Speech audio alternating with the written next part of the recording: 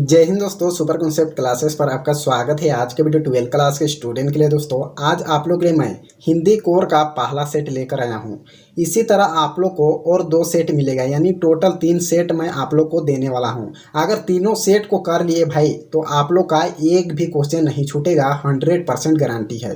और देखिए आप लोग का जो अर्धवार्षिक एग्जाम हो रहा है केवल ऑब्जेक्टिव होगा, ठीक है। और देखिए भाई ये क्वेश्चन को देखकर मजाक नहीं लेना है, ये ओरिजिनल पेपर है, ठीक है। यानी 3 साल का मैं आप लोग को ओरिजिनल पेपर देने वाला हूं, तो एकदम सीरियसली पढ़ाई करिए, ठीक है। तो यहाँ पर देखिए आज पढ़ेंगे हम लोग पहला सेट, ठीक है। मैं सेट तैयार किया हूं, यानी 3 सेट तैयार किया हूं, ठीक है। इसी तरह का आप लोग को मिलेगा। और यहाँ पर देखिए भाई, यानी यहाँ पर अभिव्यक्ति माध्यम से लिया हूँ, ठीक है। यानी गद्यांश पद्यांश दिया होता है, यानी वहाँ पर तो गद्यांश पद्यांश जो दिया रहता है उसी में क्वेश्चन आंसर लिखा रहता है, ठीक है। तो उसको मैं यहाँ पर नहीं उठाया हूँ, अभिव्यक्ति माध्यम से देखेंगे और पाठ्य पुस्तक से देखेंगे, ठीक है। तो यहाँ पर देखिए पहला नंबर क्वेश्चन क्या है, जनसंचार के आधुनिक माध्यमों में सबसे पुराना माध्यम कौन सा है। तो यहाँ पर देखिए हो जाएगा समाचार पत्र हो जाएगा, ऑप्शन नंबर 1 बिल्कुल सही आंसर हो जाएगा।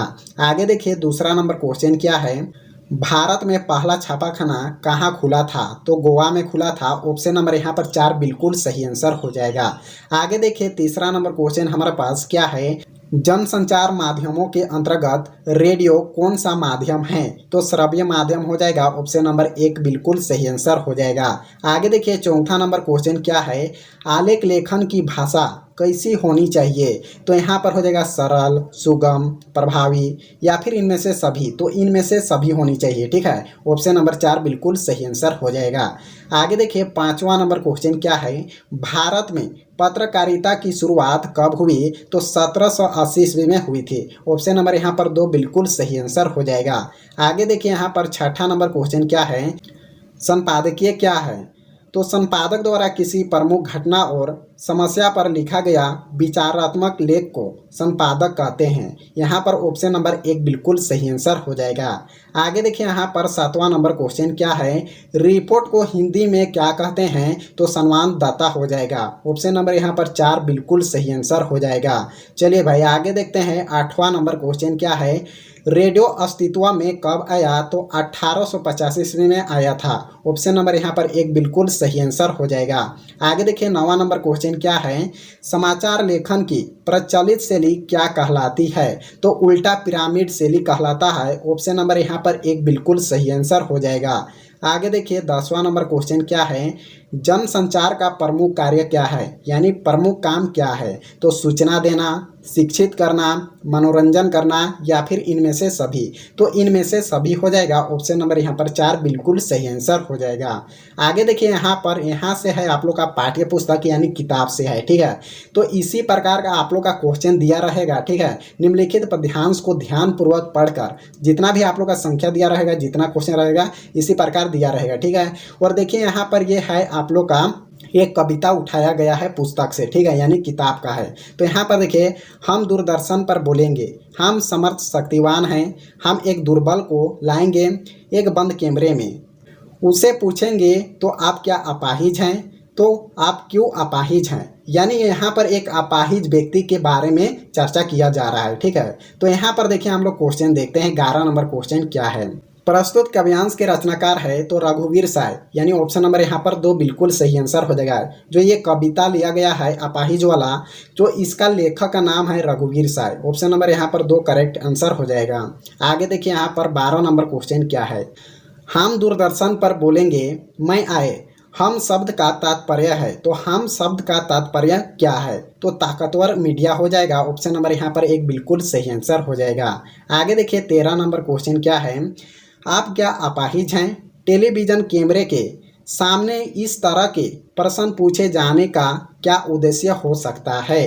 तो यहाँ पर देखिए कार्यक्रम को सफल बनाना, यानी कार्यक्रम को रोचक बनाने के लिए। तो यहाँ पर देखिए 14 नंबर क्वेश्चन क्या है, प्रस्तुत कविता से क्या प्रेरणा मिलती है। जो अभी अपाहिज वाला जो कविता पढ़े उसे क्या प्रेरणा मिलती है। तो यहाँ पर देखिए आंसर क्या है, शारीरिक चुनौती झेलते लोगों के प्रति संवेदनशील नजरिया अपनाने की, तो यहाँ पर ऑप्शन नंबर 1 बिल्कुल सही आंसर हो जाएगा। आगे देखिए 15 नंबर क्वेश्चन क्या है, हरिवंश राय बच्चन रचित प्रसिद्ध आत्मकथा कौन सी है? तो नीड़ों का निर्माण कर, यानी ये आप लोग का पहला चैप्टर से लिया गया है। ठीक है, नीड़ों का मतलब होता है घोंसला होता है। ऑप्शन नंबर यहाँ पर 1 बिल्कुल सही आंसर हो जाएगा।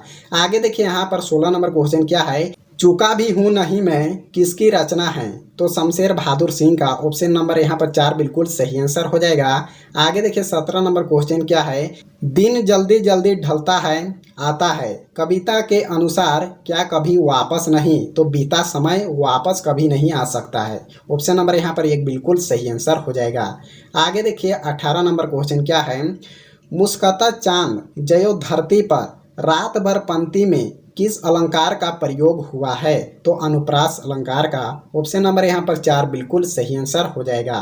आगे देखिए यहाँ पर 19 नंबर क्वेश्चन क्या है, शहर स्वीकारा है कविता के आधार पर बताइए कि कवि को जो भी जीवन में प्राप्त हुआ है उसे कौन सी मौलिक नहीं है? तो यहाँ पर हो जाएगा कवि की गर्व भरी गरीबी, यानी ऑप्शन नंबर यहाँ पर 1 बिल्कुल सही आंसर हो जाएगा।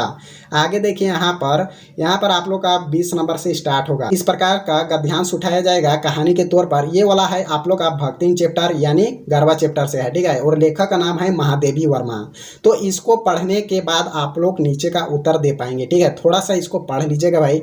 ठीक है, तो यहाँ पर देखते हैं 20वां नंबर क्वेश्चन क्या है, भक्तिन के हठी दुर्भाग्य के संबंध में कौन सी अवधारणा शामिल नहीं है? तो पति की असमय मृत्यु। ऑप्शन नंबर यहाँ पर 3 बिल्कुल सही आंसर हो जाएगा। आगे देखिए यहाँ पर 21 नंबर क्वेश्चन क्या है, भक्तिन के जेठ और जिठोर किस बात के लिए कटिबद्ध थे? भक्तिन की संपत्ति पर कब्जा करने के लिए। यहाँ पर ऑप्शन नंबर 2 बिल्कुल सही आंसर हो जाएगा।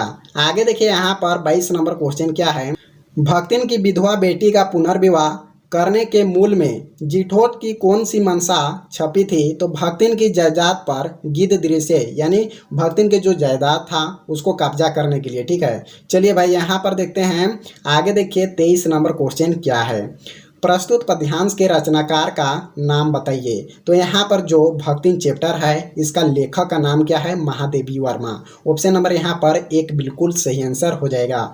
आगे देखिए यहाँ पर 24 नंबर क्वेश्चन क्या है, भक्तिन को अपने पिता की मृत्यु की पता कब चला था? तो पिता के घर जाने पर। ऑप्शन नंबर यहाँ पर 3 बिल्कुल सही आंसर हो जाएगा। आगे देखिए 25 नंबर क्वेश्चन क्या है, भक्तिन का विवाह किस आयु में हुआ, यानी किस उम्र में हुआ? तो 5 साल की उम्र में ही हुआ था। ऑप्शन नंबर यहाँ पर 1 बिल्कुल सही आंसर हो जाएगा।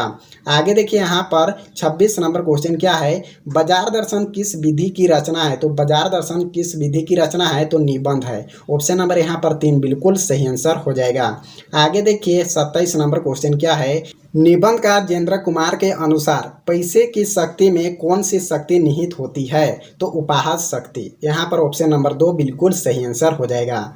आगे देखिए यहाँ पर 28 नंबर क्वेश्चन क्या है, बाजार का जादू कब असर करता है? जब जेब भरा हो और मन खाली हो, यानी आपके पास पैसा रहेगा तो आप बाजार जाएंगे तो भाई तरह तरह के सामान लेंगे। ठीक है, तो उसी को यहाँ पर कह रहा है, बाजार का जादू कब असर करता है? जब जेब भरा हो, यानी जेब गर्म हो। ठीक है, तब बाजार का जादू असर करता है। यहाँ पर देखिए भाई 29 नंबर क्वेश्चन क्या है, सिल्वर बेडिंग कहानी के रचनाकार है? तो जो सिल्वर बेडिंग जो चैप्टर है इसका रचनाकार कौन है? तो मनोहर श्याम जोशी है। ऑप्शन नंबर यहाँ पर 2 बिल्कुल सही आंसर हो जाएगा। आगे देखिए यहाँ पर 30 नंबर क्वेश्चन क्या है, सिल्वर बेडिंग कहानी के कथानायक का नाम क्या है? तो यशोधर बाबू। ऑप्शन नंबर यहाँ पर 1 बिल्कुल सही आंसर हो जाएगा। आगे देखिए 31 नंबर क्वेश्चन क्या है, सिल्वर बेडिंग पर भूषण ने अपने पिता को क्या उपहार दिया? तो उन्हीं ड्रेसिंग गाउन। ऑप्शन नंबर यहाँ पर 4 बिल्कुल सही आंसर हो जाएगा। आगे देखिए 32 नंबर क्वेश्चन क्या है, सिल्वर बेडिंग कहानी की मूल संवेदना क्या है? तो 2 पीढ़ियों का अंतराल। ऑप्शन नंबर यहाँ पर 1 बिल्कुल सही आंसर हो जाएगा। यहाँ पर देखिए भाई ये है आप लोग का दूसरा सेट। अगर दूसरा सेट आप लोग को चाहिए तो कमेंट करके ज़रूर बताना, और ये वीडियो को अपने दोस्तों के पास ज़रूर शेयर कर देना ताकि उनके लिए भी हेल्प होगा। तो अगले वीडियो में मिलते हैं। जय हिंद, जय भारत।